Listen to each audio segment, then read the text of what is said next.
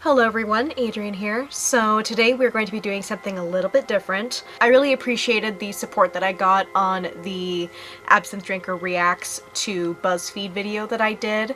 It was actually really productive, and I found that it was a really good way of debunking the sleight of hand bullshit that they were engaging in order to perpetuate the myths about absinthe that people, even after 100 years, people still believe. And this is going to be the beginning of a new series that I'm going to be calling Absinthe-Minded Nonsense. I like the name too. I actually asked you guys what I should name the series, and Absinthe-Minded came up, so I'm just like, huh, how about Absinthe-Minded Nonsense? That sounds good. I like the sound of that. So there we have it, Absinthe-Minded Nonsense. So in this new series, I'm going to be reacting to videos that are spreading misinformation about absinthe, and I'm going to be debunking the points one by one. So this is going to be fun. I really hope you guys enjoy this particular video, and if you like the format of this particular series on my channel, please let me know, and I'm excited to hear your thoughts on this. So today we're going to be reacting to a video by Matthew Santoro, who I really appreciate it when people do kind of fun facts videos and want to educate people and stuff like that, but when they are giving just blatantly wrong information, it just really makes me want to roll my eyes so bad. So what I'm going to be reacting to today is Matthew Santoro's video called 10 Things That Are Banned in America. And, see, the only reason why I follow Matthew Santoro anymore is just for the spooky, creepy videos that he does, because ever since I saw this video on things that are banned in America that he did, and he mentioned absinthe, I knew just, okay, I can't trust you on the facts, man. I really can't. If you're gonna sit there and tell me that absinthe is banned in America, no. Not gonna happen. Alright, so I'm going to go through this video, and if there's something important I really want to stress, I will pause and I will address it. So let's do it. Number 7 is absinthe. You may have heard of absinthe, that psychoactive alcohol that supposedly makes you hallucinate and see a green fairy.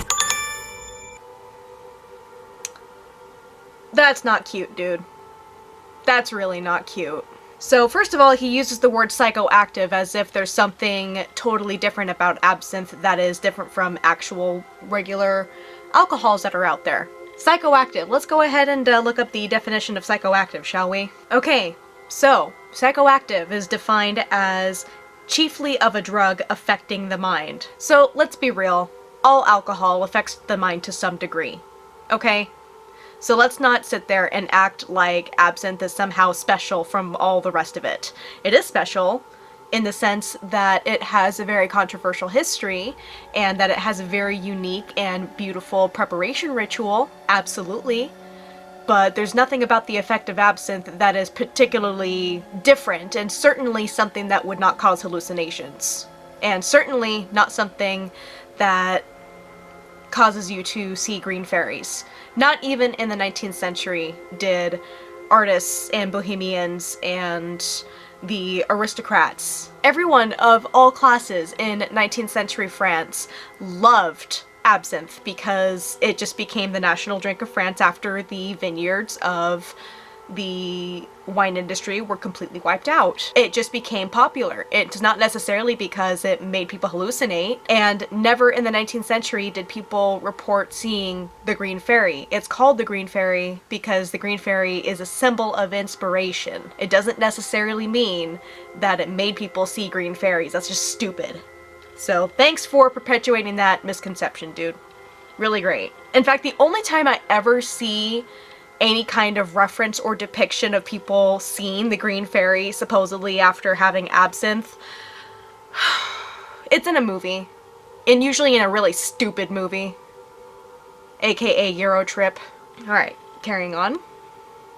It's a popular drink in Europe and other parts of the world and has a very high alcohol content, sometimes up to 74%. I've seen absinthe that has percentage of 80%, and I'm sure that there are some even higher than that. So up to 74% is not necessarily the highest that I've seen. But the fact that this stuff can knock you out with pretty much one shot is not actually the reason that it's banned in the United States. It's banned because of one specific ingredient, wormwood. Wormwood contains a chemical compound called thujone, which some claim causes hallucinations and even muscle spasms and seizures. So while you can still buy absinthe in America, it's sans wormwood. No. No. No. Dude, no. Oh, that is so not true. Oh my god, seriously, why?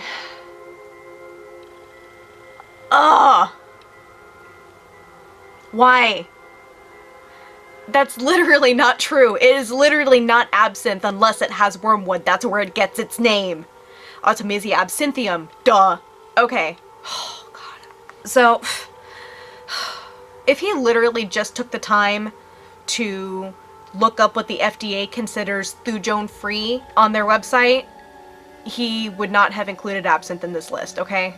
God. Oh god, I'm so mad.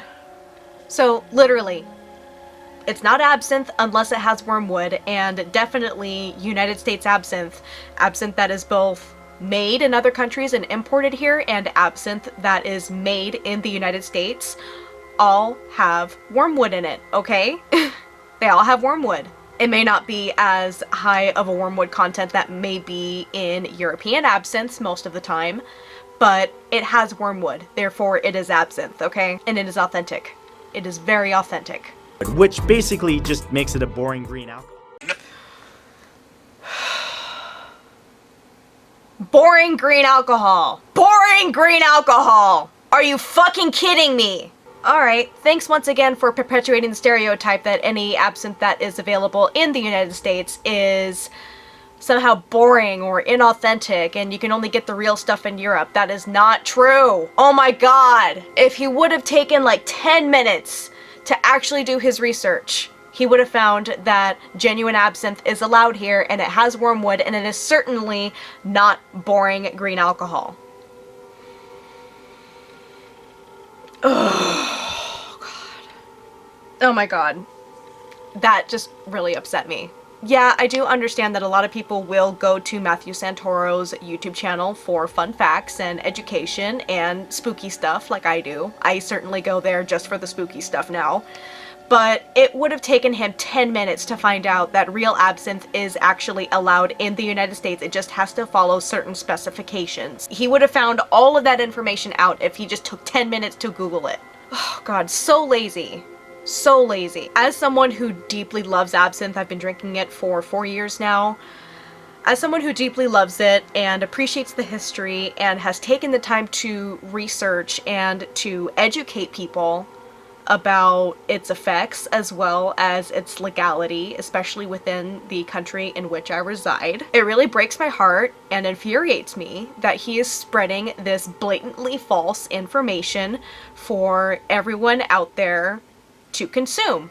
And this video has 4.3 million views, so that potentially is 4.3 million people who have seen this video and have taken it as cold hard fact.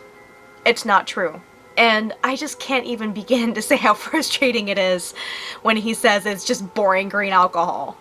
Yeah, it certainly does affect you slightly differently than your standard, shot of tequila or shot of vodka or glass of wine would affect you. It's certainly slightly different, but there's nothing really boring about it. It is beautiful and exciting, and it's romantic and mystical, and I absolutely love it. And to hear it being referred to as boring, that's not cool. That's really not cool. I really hope that you found this entertaining and informative, and I really hope that if you do come over here from Matthew Santoro's video that you did learn something and you walk away a little bit wiser and will be a little more compelled to look stuff up on your own instead of taking a YouTuber's word for it. Just saying. And hell, if you're totally into it, go forth and try absinthe. That is actually delicious and it's a lovely experience. But please drink responsibly. So guys, thank you so much for watching. I really appreciate it. Subscribe to my channel if you haven't already, and I will see you guys later. Bye.